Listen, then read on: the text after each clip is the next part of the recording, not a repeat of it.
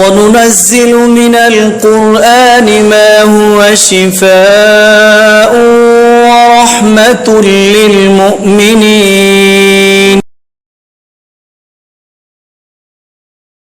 সম্মানিত দেশবাসী, হুজুর আকরাম সাল্লাল্লাহু আলাইহি সাল্লাতু ওয়াসাল্লাম বলেন, আন-নজরু হাক্কুন, অর্থাৎ মানুষের কুনজর, বদনজর, কুদৃষ্টি এরা সত্য।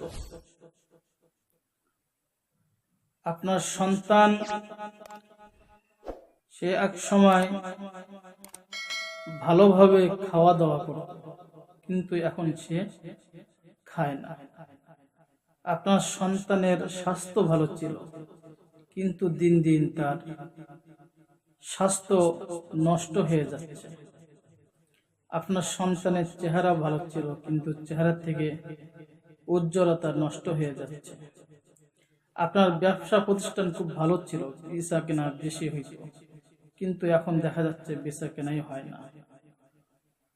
এটার কারণ অনেক সময়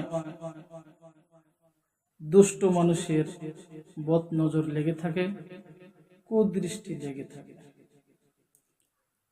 সুতরাং এই বদনজর, কুদৃষ্টি থেকে হেফাজত থাকার জন্য পবিত্র কোরআনের এই আয়াতের আমল করুন।